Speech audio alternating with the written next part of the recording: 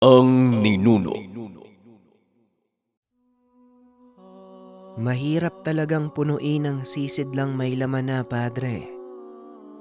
Pero ipinapangako kong mauunawaan ng batang yan ang tungkol sa aming mga mambabarang.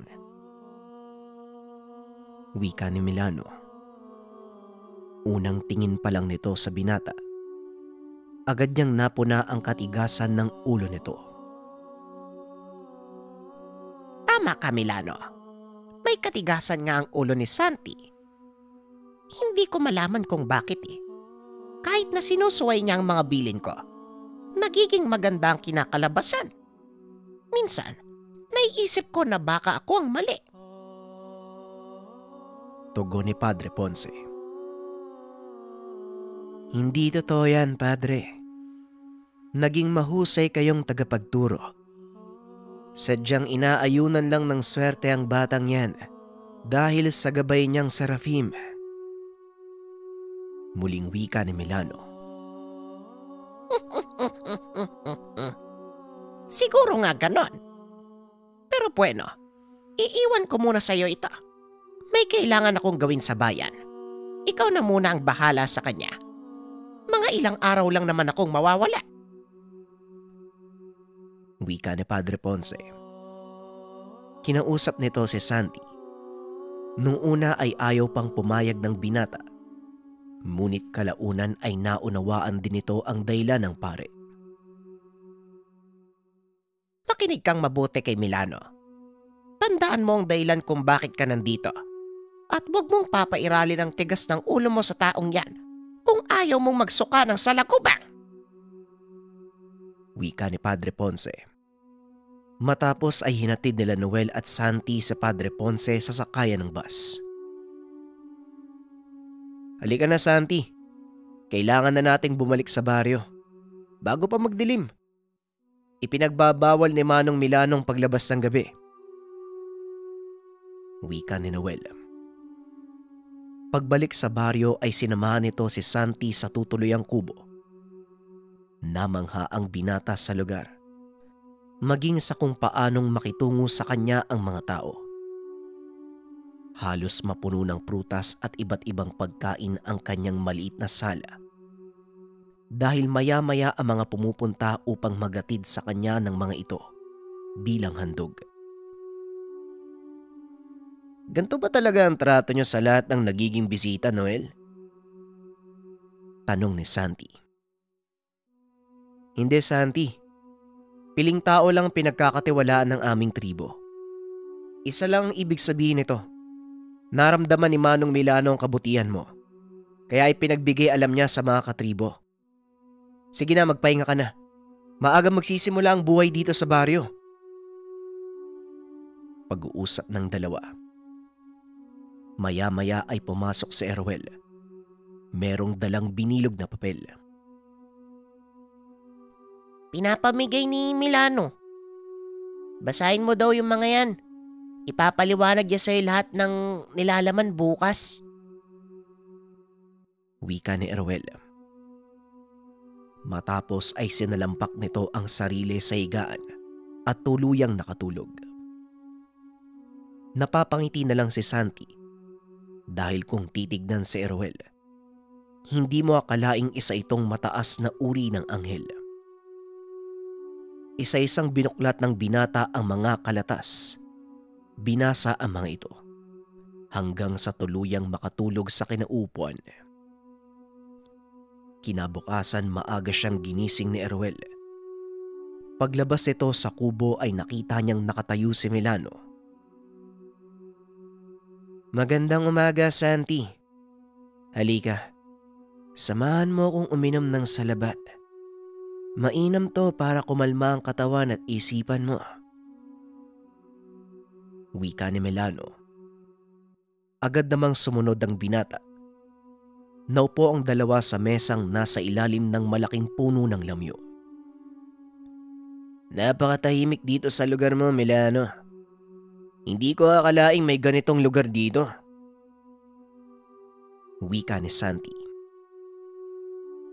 Pinili naming mamuhay sa malayo sa sibilisasyon dahil ayaw naming marinig ang panghuhusga ng mga tao sa amin.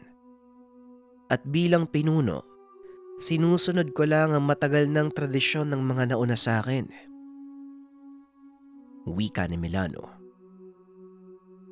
Alam mo, sa totoo lang, mas gusto ko ang ganitong katahimikan.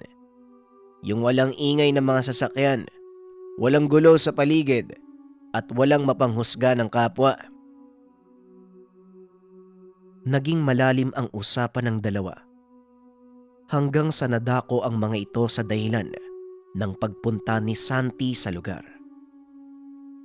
Sabihin mo na sa akin, bakit mo piniling sumama kay Padre Ponce? Tanong ni Milano. Ang totoo, hindi ko din alam ang dahilan. Pero may kung anong nagsasabi sa akin na kailangan ko itong gawin.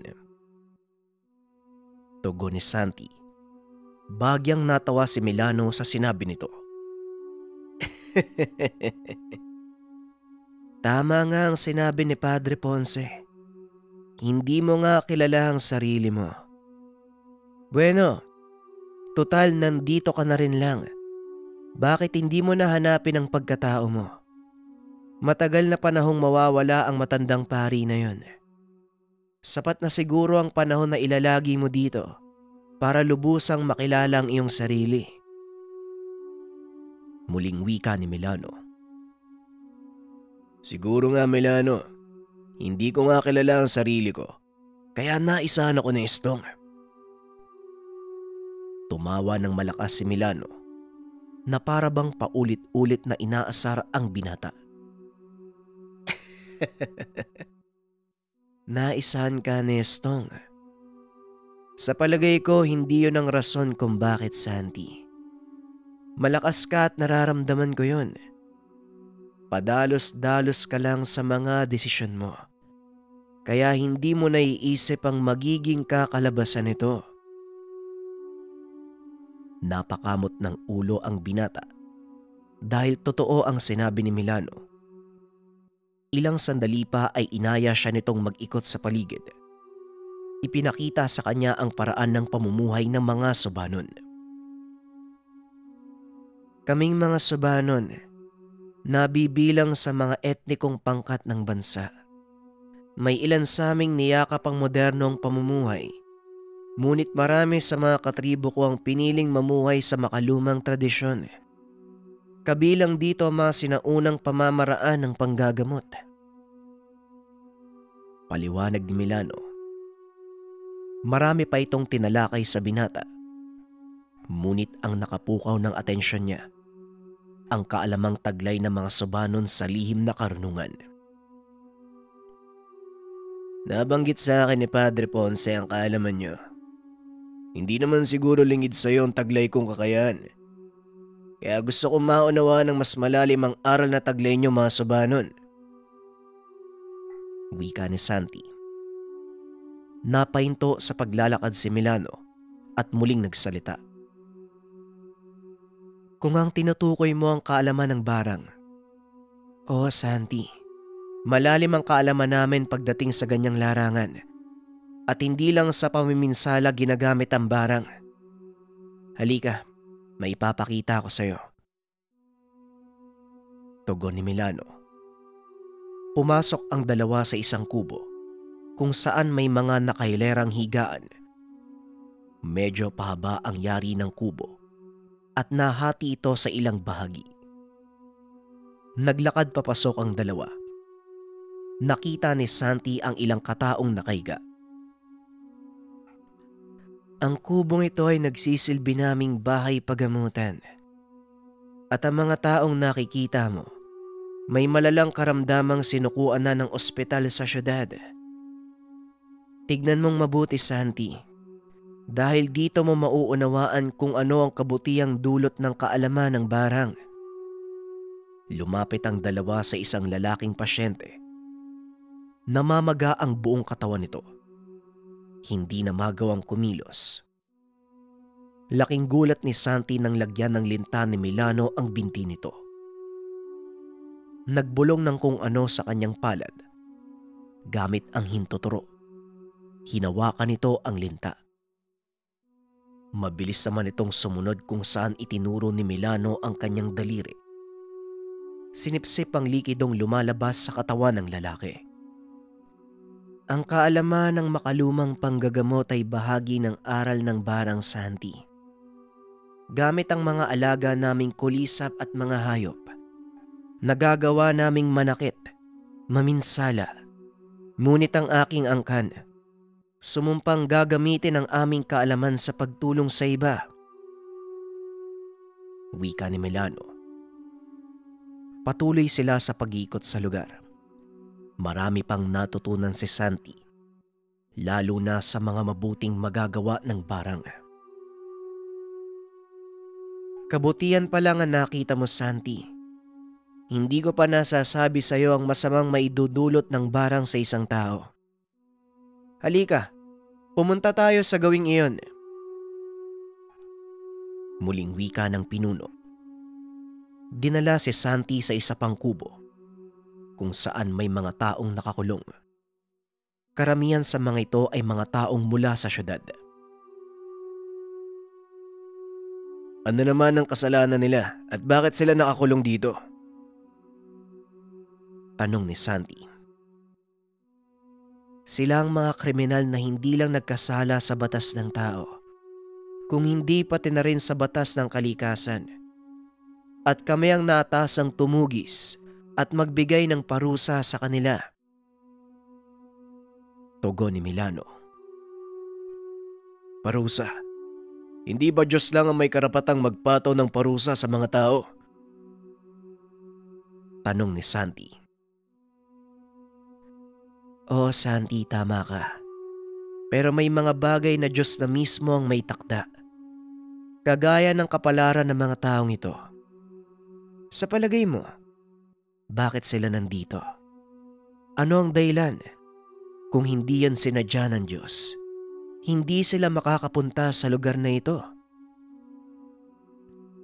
Tugon ni Milano. Inilabas ng bantay ang isa sa mga nakakulong. Ito pala ang araw na ipapataw sa bilanggo ang hatol ng kamatayan. Dinala ito sa isa pang silid kung saan walang ibang nakakapasok kung hindi ang mga nakakataas sa tribo. Pinapasok na mga bantay si Santi dahil kasama nito si Milano. Ano ang kaparusang nag-aantay sa kanya, Milano? Napatango si Milano at nagsalita. Kamatayan, Santi. Pinaluhod ng mga bantay ang taong iyon. Pinalibutan siya ng ilang katribo. Nag-usal ng dasal ang mga ito habang binubuksan ang isang sisidlang gawa sa putik. Inilapag ito ng isa sa mga katutubo. Lumuhod sa harap ng bilanggo habang tinatanong ang tao sa netibo nilang lengguwahe. Nakay ulahing ipahinungod. Wika ng katutubo na ang ibig sabihin, meron ka bang huling sasabihin? Hindi sumagot ang lalaki, kaya muling tumayo ang katutubo at iniwang bukas ang sisidlan. Sumama ito sa mga nag-uusal ng orasyon. Laking gulat ni Santi nang lumabas mula sa sisidlan ang tatlong malaking salagubang na kung tawagin ay lakang. Marahang gumapang ang mga ito papunta sa binti ng lalaki. Nanginginig na ito sa takot habang nagmamakaawa sa mga katutubo. Hindi huminto ang mga ito sa pag-uusal hanggang sa unti-unting pumasok ang mga lakang sa bunganga ng bilanggo. Akmang kikilos sana si Santi nang bigla siyang hawakan ni Milano. Bitawan mo ko! Hindi ba kayo naaawa sa taong yan? Tanong ni Santi. Kung paiiralin mo ang awa, Santi, hindi mabibigyan ng hustisya ang ginawa niyang krimen. Mauunawaan mo din mamaya ang lahat. Tugon ni Milano. Ilang sandali pa ay tumayo ang isa sa mga nakakatanda. Habang namimilipit sa sakit ang bilanggo, binasa nito ang mga nagawang kasalanan. Ayon sa mga nakasulat, pumatay ito ng ilang katao, nagnakaw, nanamantala ng ilang kababaihan. Sangkot din ito sa ilan pang krimeng may kinalaman sa pagsira ng kalikasan. At para sa kanila, isa itong mabigat na kasalanan. Minsan, Santi, kailangan nating umayon sa batas ng kalikasan at sa parusang ginagawad nito sa mga nagtatangkang sumira sa kanya. Huwag kang manghihinayang sa iisang buhay kung maililigtas mo naman ang mas nakararami. Wika ni Milano sabay lakad palabas ng lugar. Kitang-kita ni Santi kung papaanong unti-unting kinain ng mga lakang ang laman ng tao mula sa loob. Halos masuka ang binata, kaya kagad na itong tumakbo palabas ng kwarto. Naghahabol siya ng hininga. Nakasalubong naman ito si Noel. O Santi, ano nangyari? Bakit namumutla ka? May nangyari ba? Tanong ni Noel. Wala naman. Nasaan pala si Erwel? Tanong ng binata. Kagad tinuro ni Noel ang kinaroroonan ni Erwel. Nakikipaglaro ito sa mga bata. At habang pinagmamasdan ni Santi ang mga ito, naiisip niya ang mga sinabi ni Milano. Napagtanto ng binata ang aral na gustong ipatid sa kanya ng pinunong Sobanon. Maya-maya ay muli siyang tinawag ni Milano. Inayang pumasok sa kubo. Pagkarating sa loob ay may mga pinakitang libreta. Ang mga libretang yan ay nagtataglay ng mga dasal na maaari mong gamiting pangontra sa barang. Si Estong ay mula sa aming tribo. Tumiwalag dahil sa taliwas na paniniwala. Wika ni Milano. Taliwas na paniniwala? Bakit? Ano bang nangyari kay Estong? Tanong ni Santi. Sinalaysay ni Milano ang lahat tungkol kay Estong. Ayon dito, ang totoong pangalan nito ay Eusebio. Piniling mamuhay sa syudad. Simula noon ay namulat sa maling paggamit ng taglay na kaalaman. Dahil na rin sa hirap ng pamumuhay, napilitan nitong gamitin ang kakayahan upang kumita ng pera. Bagay na maigpit na ipinagbabawal ng kanilang tribo. Sa pagtagal ng panahon, nabulag sa salapi si Eusebio. Hindi nagtagal na laman ng kanilang angkan ang nangyari. Tinugis siya ng mga ito. Kaya napilitang magtago. Bandang huli ay piniling magpalit ng pangalan. Hindi rin nagtagal ay nakaengkwentro nito si Padre Ponce. Nagawang painain ng pare ang kanyang kakayahan. Dahilan para piliin itong isangla ang kaluluwa sa demonyo. Ang mga dasal na yan ay sapat na upang magawa mong talunin si Estong. Hanapin mo siya at pagbayarin sa lahat ng kasamaang ginawa niya. Hindi lang sa angka namin, kundi pati na din sa mga taong biktima. Wika ni Milano. Nang mga sumunod na araw, pinag-aralan ni Santi ang mga dasal sa libreta. Lingid sa kalaman ng binata na bukod sa paglakas ng kanyang kakayahan, tumaas din ang level ni Erwel. Halos 1 linggong nagkulong sa kubo ang binata at patuloy na pinag-aralan ang mga dasal hanggang sa makabisado ang lahat ng ito. Laking gulat ni Santi dahil paglabas niya sa kubo, nakita nito ang binatang anyo ni Erwel. Erwel, anong nangyari? Bakit nasa ganyang anyo ka? May kalaban ba?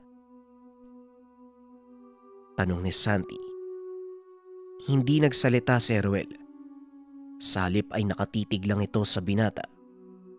Ilang sandali pa ay dumating si Milano. Inakay si Noel. Punong-puno ito ng sugat. Sinalakay ng mga hindi kilalang kalalakihan si Noel sa bayan. Ito ang ginawa nila sa kapatid ko. Pagbabayaran nila ang kalapastanganang ito. Wika ni Melano. Ramdam ni Santi ang galit sa boses ng pinuno. Alam niya ang maaaring mangyari kung sakaling kumilos ang mga Sobanon. Dali-dali niyang sinundan ang magkapatid upang kausapin. Inilahad ni Noel ang nangyari. Ayon dito, namimili siya ng mga pangangailangan nang bigla siyang lapitan ng mga kalalakian. At dahil kakaiba ang kasuotan ng binata, kinutsa siya ng mga ito.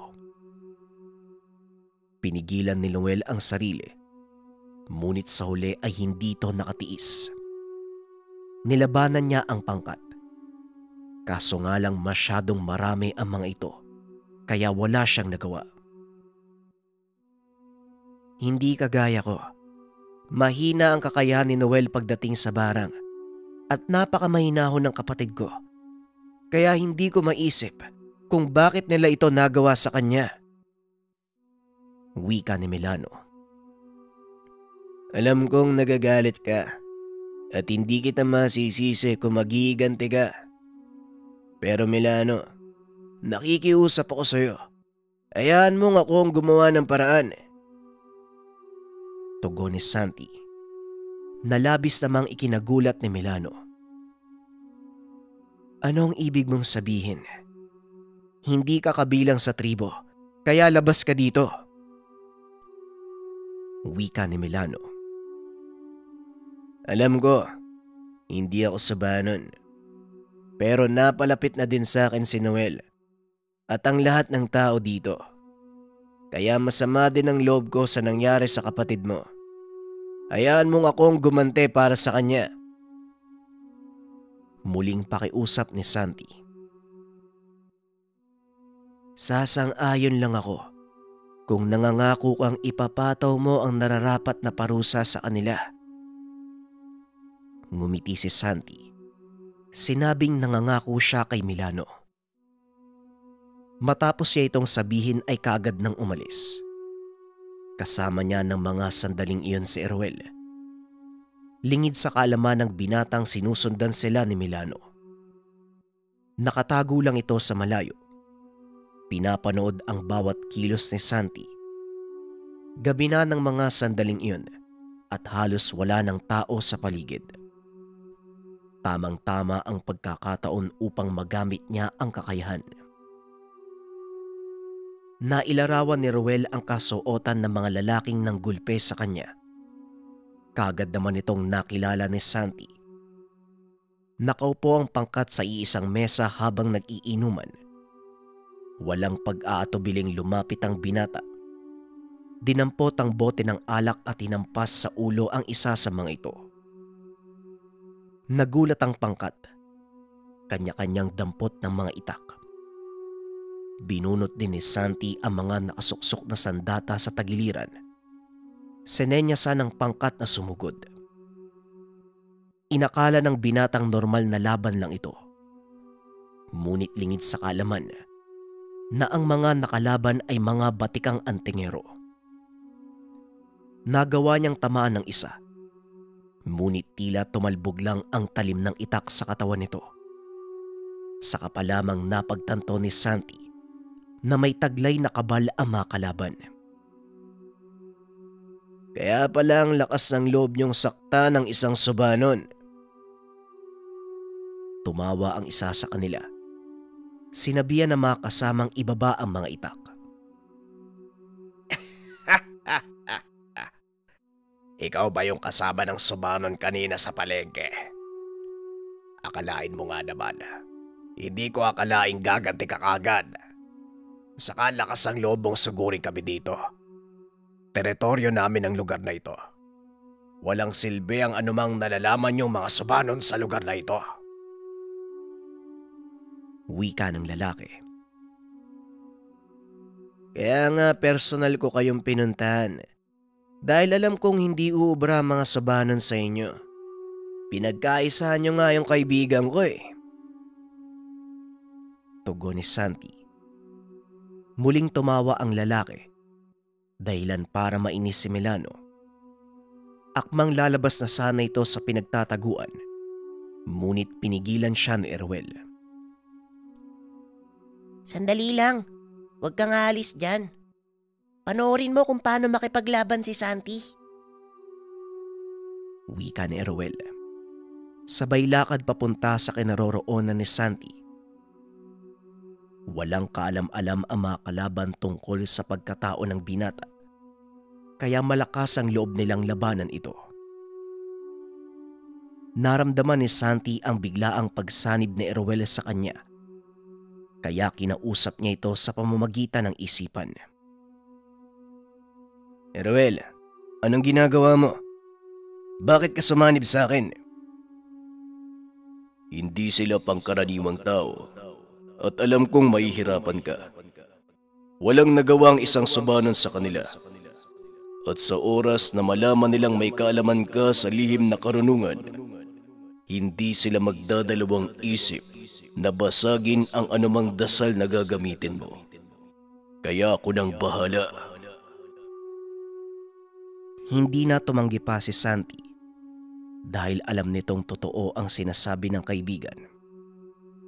Biglang sumugod ang isa sa mga kalalakian. Inundayan ng taga ang binata. Laking gulat ng lalaki dahil hindi tumalab ang itak kay Santi.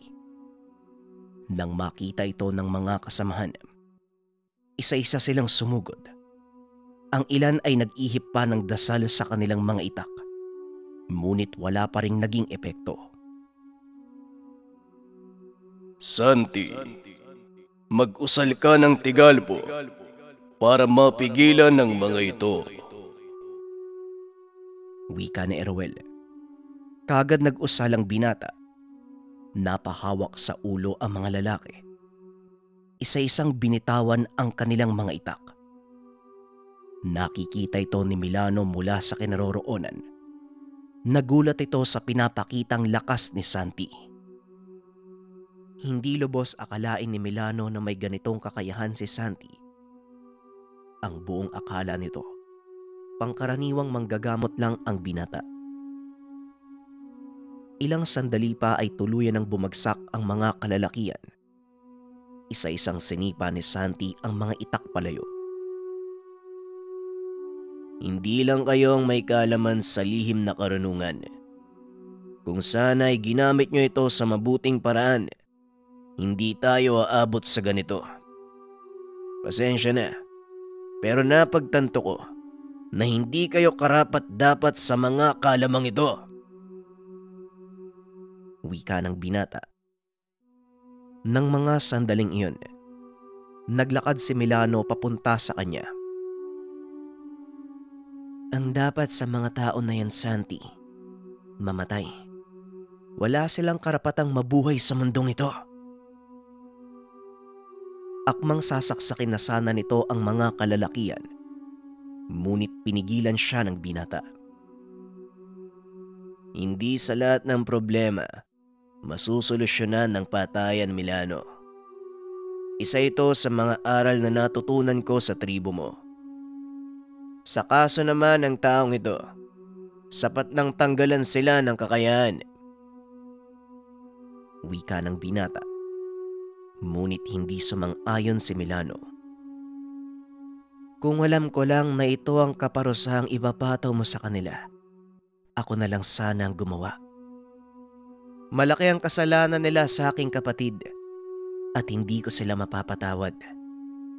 Kaya tumabi ka at huwag kang makialam. Kung ayaw mong pati ikaw, ituring kong kaaway. Tugon ni Milano, sabay dampot sa isang lalaki. Sige, kung sa tingin mo yan ang nararapat, gawin mo. Karapatan mo ang magiganti. Pero naayon ba ito sa batas ng Diyos? Nakita kong namumuhay ang tribo mo sa batas ng kalikasan. Matira matibay. Pero hindi ito ang batas na sinusunod ng pangkalahatan. Muling wika ni Santi sabay bunot ng itak. Kung ganon, kakalabanin mo ko para ipagtanggol ang mga taong nang api sa kapatid ko. Wes, kung yan ang gusto mo, ibibigay ko. Tugon ni Milano. Isa-isang nagpulasan ang mga kalalakihan dahil sa takot. Ngunit taliwas ang ginawa ng binata. Isinilid nito ang itak at bahagyang umatras. Hindi ito ang gusto kong mangyari. Mas lalong hindi ko din ipinagtatanggol ang mga taong to. Alam kong nagkamali sila, pero hindi pagpatay sa kanila ang kasagutan. Wika ni Santi. At ano ang gusto mong mangyari? Hayaan ko silang makalusot sa ginawa nila. May batas kaming mga Subanon. Mata sa mata, ngipin sa ngipin. Kaya kung ayaw mong ituring kitang kaaway, umalis ka sa daraanan ko. Sa kabila ng banta ni Milano, hindi umalis ang binata. Nanatili itong nakatayo sa harapan ng pinuno. Makinig ka sa akin, Milano. Alam kong galit ka. Ngunit alam mo din na hindi ito ang gusto mo. Alam kong nababagabag ka sa tuwing may nakikita kang pinapatawan ng parusang kamatayan ng iyong angkan. At alam ko din na labag ito sa gusto mo. Isinasabuhay mo lang ang alituntunin ng kulturang kinagisnan mo. Siguro naman, oras na para baguhin ito. Wika ni Santi. Sa hindi malamang kadahilanan, tila huminahon si Milano. Baguhin? Paano ko gagawin ang bagay na yun? Ito na ang batas ng aming angkan simula nang isilang ako hanggang sa maging pinuno ng tribo. Napangiti si Santi. Hinawakan sa balikat ang pinuno. Ikaw ang pinuno at kung ano ang sasabihin mo, siguradong susunod sa iyo mga katribo.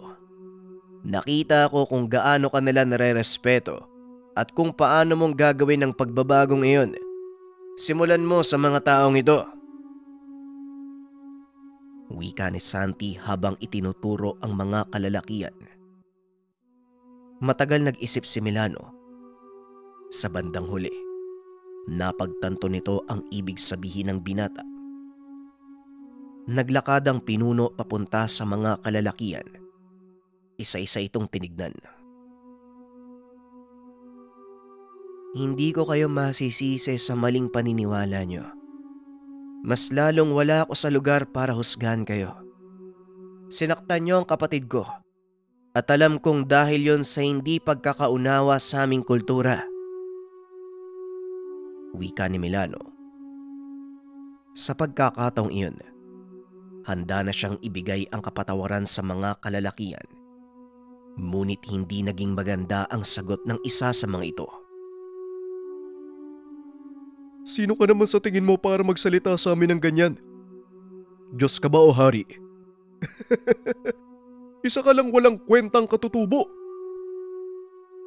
Maging si Santi, namantig ang tenga sa sinabi nito. Sa pagkakataong iyon, hindi na nagawa pang pigilan si Milano. Umatras ito at itinaas ang kamay, sabay bulong ng mga dasal. Handa na sana akong patawarin kayo. Pero pinatunayan nyo lang na hindi kayo karapat-dapat.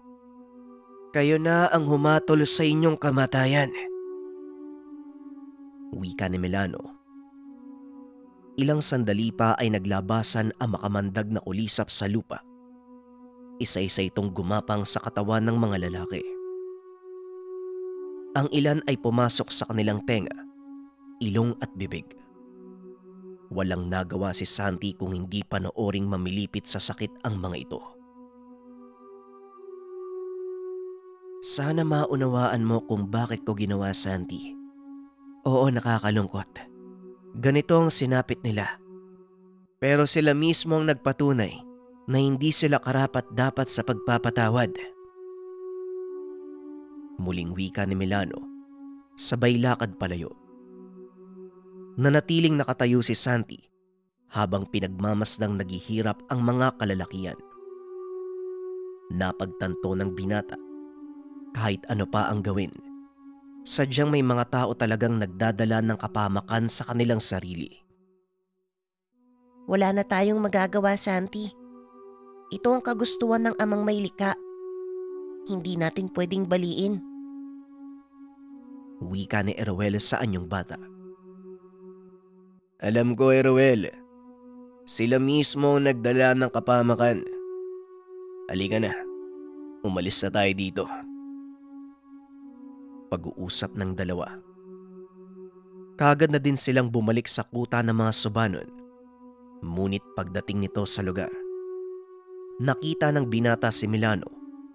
Nakaupo sa gilid ng batis habang naghihilamos. Dinig nito ang paghikbi ng pinuno. Nagkubli ang binata upang pakinggan ang sasabihin nito. Ina, patawarin niyo ako. Kailangan kong gawin yon para sa ikabubuti ng lahat. Labag sa akin ang pumatay ngunit kailangan.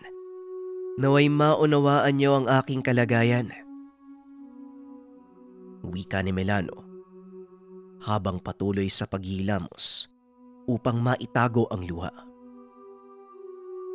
Ilang sandali pa ay tumayo na ito. Mabilis namang nagtago si Santi dahil biglang napalingon sa kanyang kinakatayuan si Milano. Santi, alam kong nandyan ka kaya huwag ka nang magtago.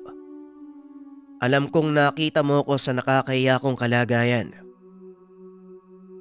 Wika ni Milano. Hindi nakakahiya ang umiyak, Milano. Kaya ayos lang maging mahina paminsan-minsan. Nga pala, bukas darating na si Padre Ponce. Baka bumalik na din ako sa bayan. Tugon ni Santi. Kagad inayos ni Milano ang sarili. Naglakad papunta sa kanyang kubo. Kung ganon, mukhang ito na ang huli nating pagkikita. Hindi naman siguro. Alam ko na ang papasok sa lugar na ito. Kaya pwede kitang puntahan anumang oras. Tugon ni Santi. Kung sa bagay tama ka. Kaya ito kunin mo.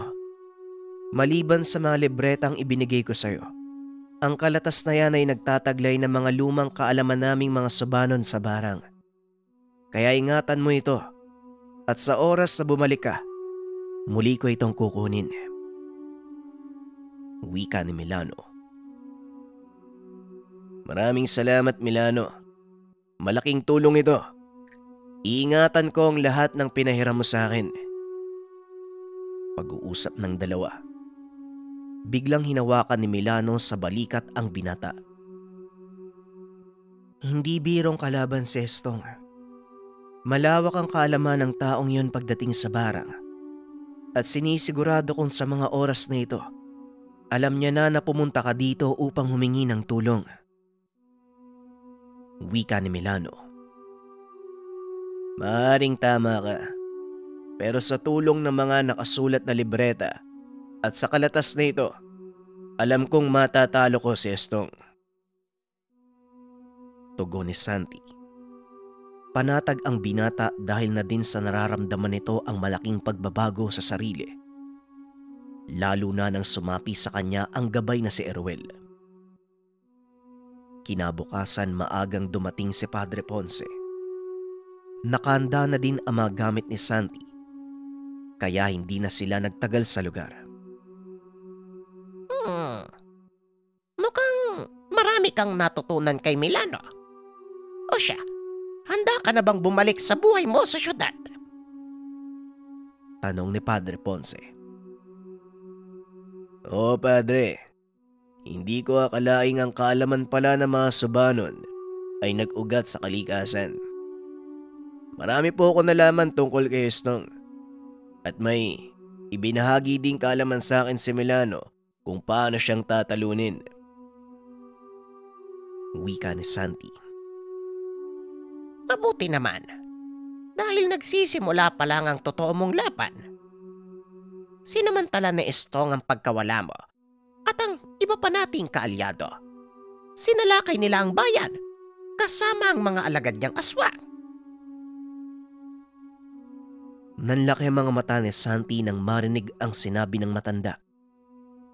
Unang pumasok sa isipan nito ang kalagayan ng ina. Kailangan po nating magmadali. Si nanay, wala siyang kasama sa bahay. Wika ng binata. Tumawa ang matandang pare. Sinabing nasa ligtas na lugar ang ina nito. Wala kang dapat alalahanin. Ito ang nilakad ko nung iniwan kita sa baryo ni Milano. Alam kong sasalakay si Estong. Kaya naman inuna ko ang kaligtasan ng iyong ina. Ang kailangan mong pagtuunan ng pansin ay ang pagtugis kay Estong. Muling wika ni Padre Ponce. Hindi, Padre.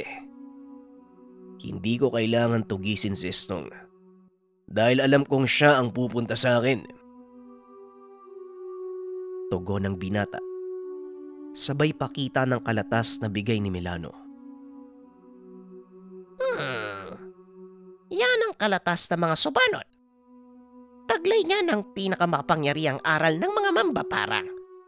Bihira sa kanilang nakakaalam nito maliban kay Milano.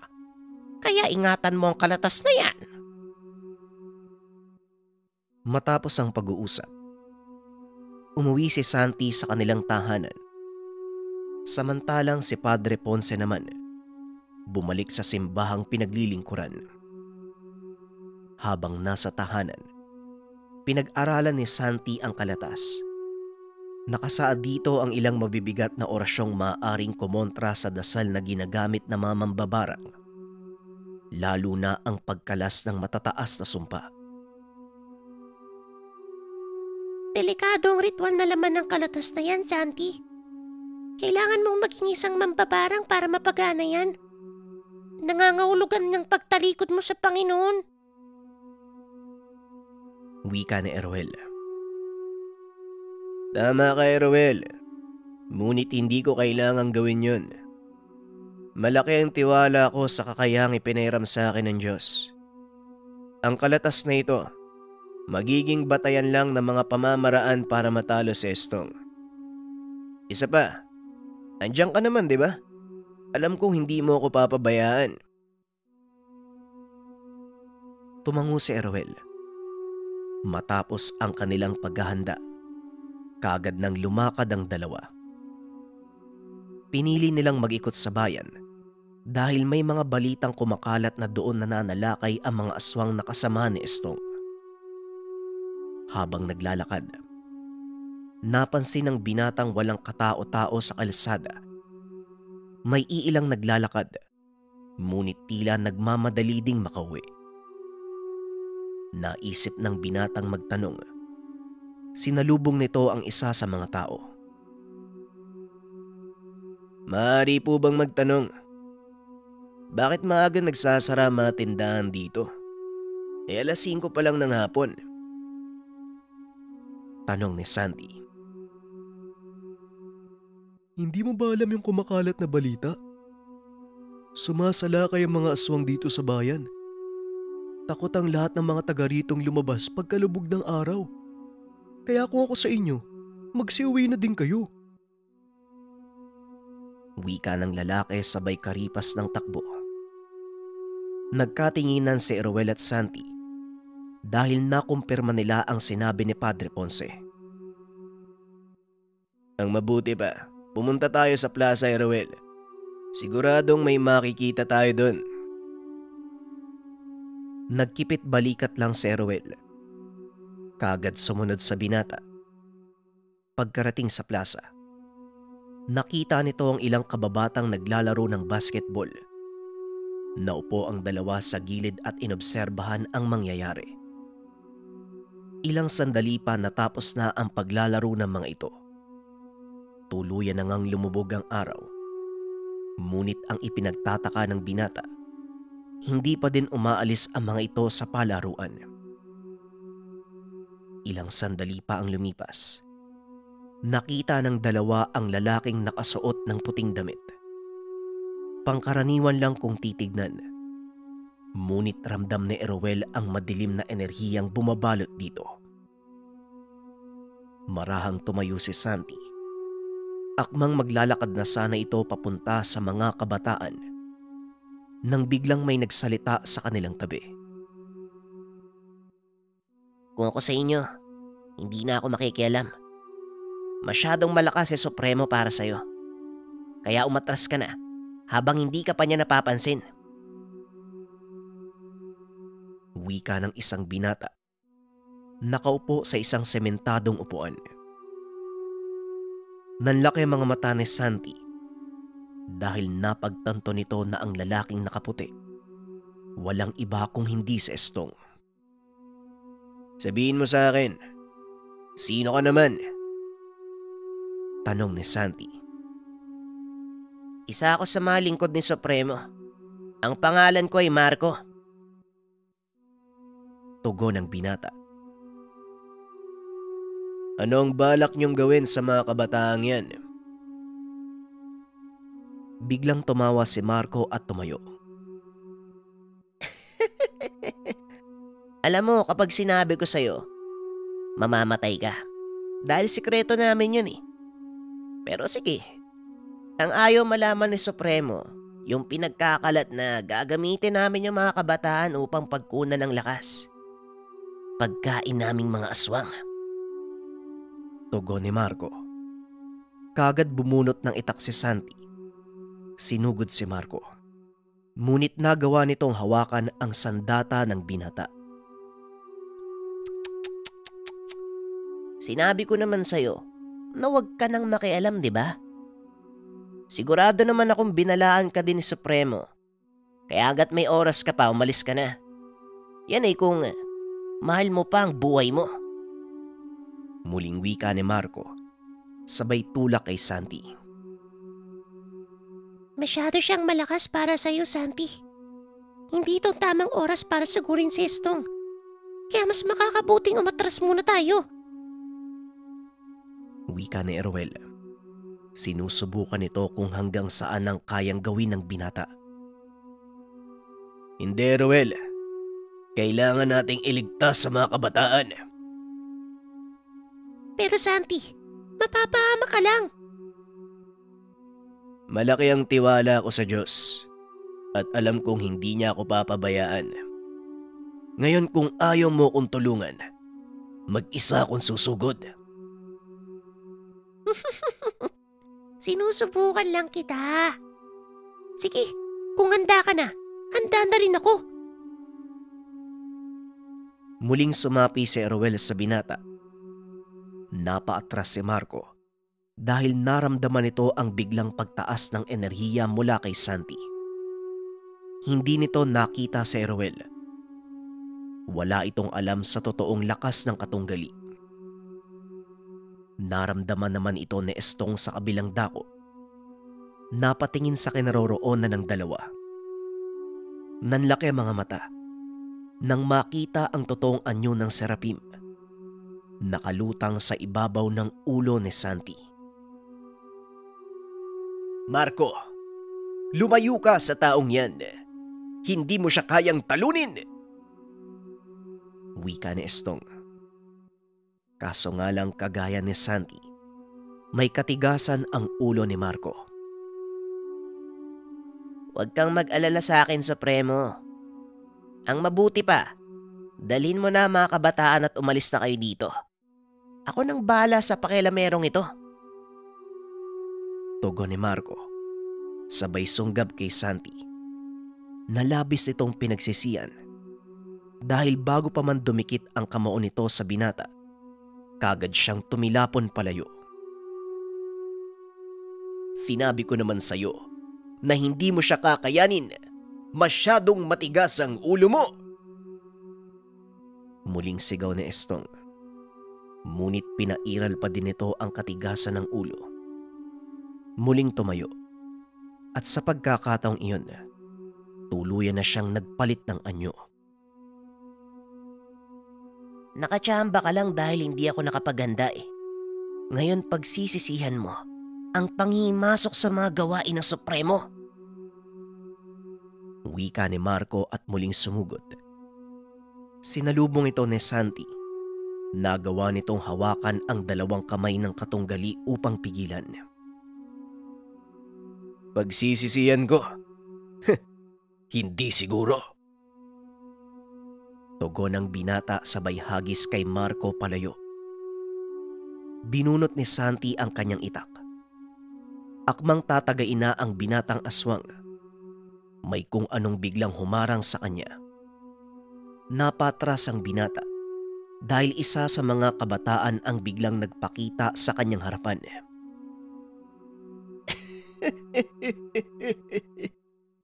Sinasabi ko na nga bang mahina ka pa din?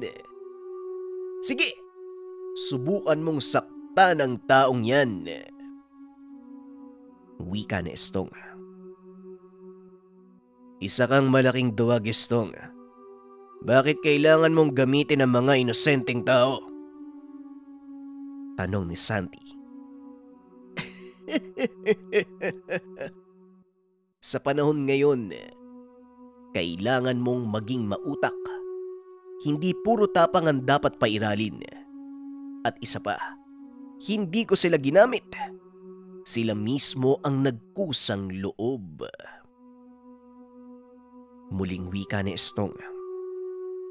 Laking gulat ng binata dahil biglang lumusot ang kamay ni Marco sa katawan ng binatang nakaharang. Nagawa siya nitong tamaan sa dibdib. Mabuti na lang, hindi tumalab ang kalmot ng aswang sa kanya. Pero hindi makapaniwala si Santi na magagawang patay ni Marco ang binatang iyon. Walang iya ka talaga. Humanda ka. Dahil pagbabayaran niyo ang pagpatay sa binatang yan. Wika ni Santi.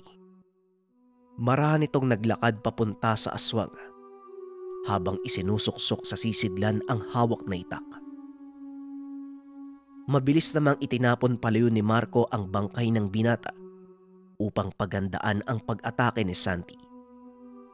Sunod-sunod na suntok ang pinakawalan ng binata.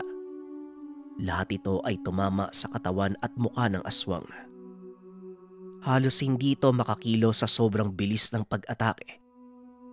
Nang matapos si Santi, napaluhod na lang ito habang sinasapo ang kanyang dibdib. Inangat ni Marco ang tingin. Bigla naman itong sinakal ni Santi. Dahan-dahan siyang inangat ng binata habang binubunot ang itak. Sa ngalan ng amang mailikha, ipinapataw ko sa iyo ang kaparusahan.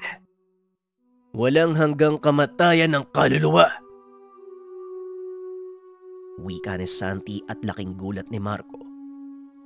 Biglang nagbago ang anyo ng hawak na itak ng binata. Naging gintong espada. Nag-aapoy ang talim. Nakita din nito ang serapim. Nakalutang sa ibabaw ng ulo ni Santi.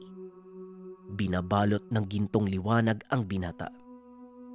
Hindi naman makakilos sa Estong mula sa kinakatayuan dahil sa sobrang takot. Hindi nito inaakalang tumaas ng ganon ang antas ng kaalaman ni Santi. Itinarak ng binata ang hawak na sandata sa katawan ni Marco. Unti-unting naging abo ang katawang lupa nito. Habang ang kaluluwa naman ay hinigop ng sandata. Habang panahong uulit-ulit ang kaganapang iyon, bilang katuparan sa ipinataw na parusa ni Santi, ang walang hanggang kamatayan ng kaluluwa. Matapos parusahan ng aswang, ibinaling nito ang tingin kay Estong. Walang hiya ka. Pinatay mo ang isa sa mga mag-aaral ko. Pagsisisihan mo ang ginawa mo!